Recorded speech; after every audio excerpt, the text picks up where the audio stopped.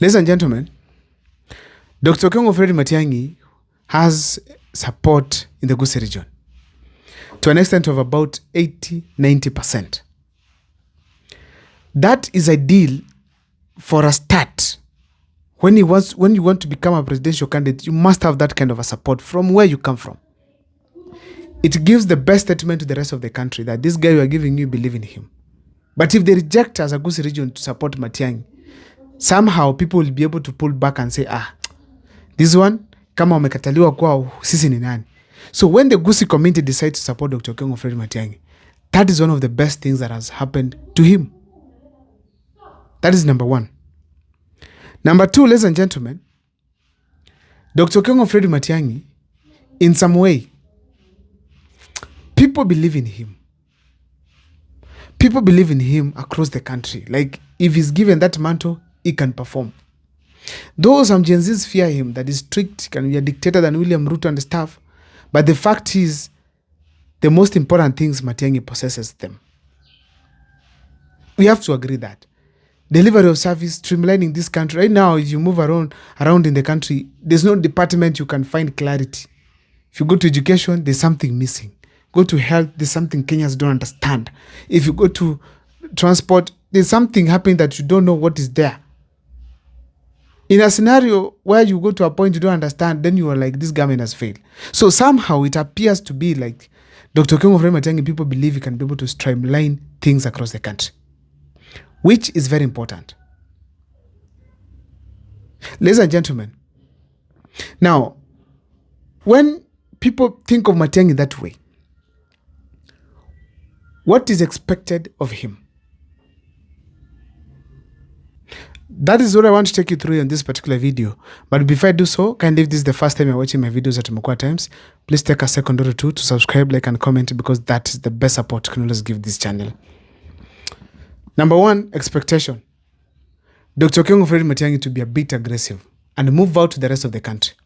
It's unfortunate that the people of Mombasa are yet to see Dr. Okengo Fred Matiangi there. I know that he's dormant. He's been moving across, but majorly in Mount Kenya region.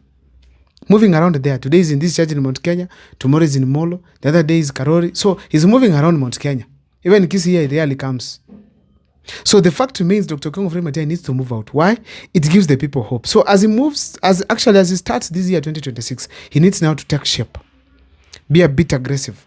Move out and reach out to the people. That will give hope to the people of Kenya, especially supporters who feel like they want Matiangi. You know, someone right now is saying that Matiangi ni mzuri, lakini ni kama hataki kiti, ni kama TBD, ni kama haonekani. So I think it's ideal Dr. Okengo Fred Matiangi to make such kind of a decision. Number two is to get the right partners. Both local and national expectation. People want Dr. Okengo Fred Matiangi to align himself to the right people. If he comes for an MP seat in the Gusii region, get someone who is not corrupt, someone who can deliver to the people, who can give hope to the people of the Gusii region. That is very important.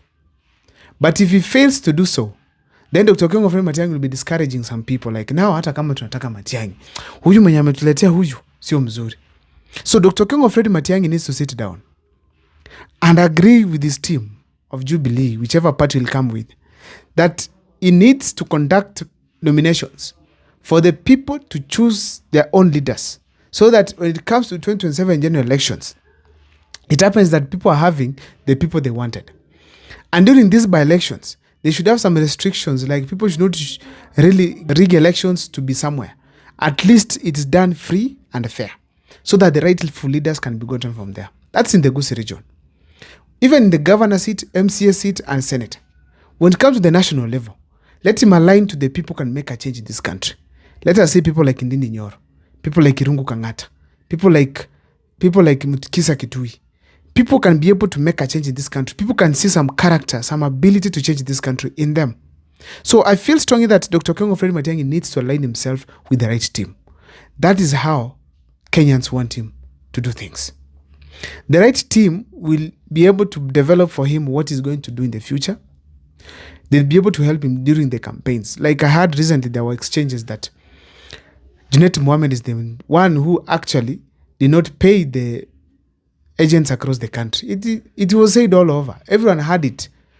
And even actually, Raila Amolo Odinga's chief agent, he came out and they said there are 3 people to blame. And among those 3 people, one of them, it was actually Junet Mohammed himself. So, in a nutshell, we don't expect such kind of statements after elections are done. Now it's ideal for Dr. Fred Matiangi to come up with the right leaders right now. People can be able to deliver in specific functions or maybe in the specific dockets within his campaign team and even after the elections. That is very important.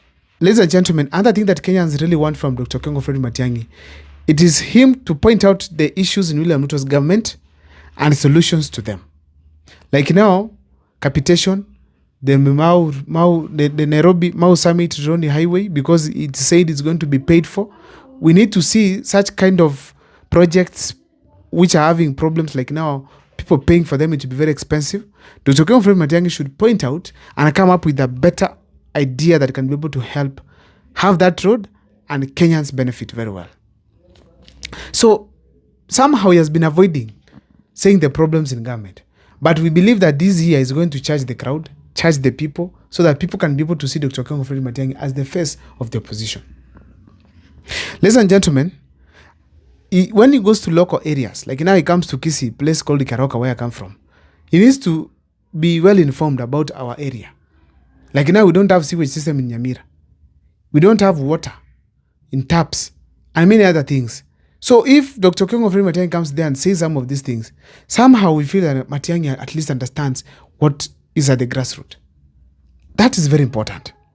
The other expectation, and I think the main one, it is that if he's elected as president, he needs to perform. He should not go there to hurt Kenyans.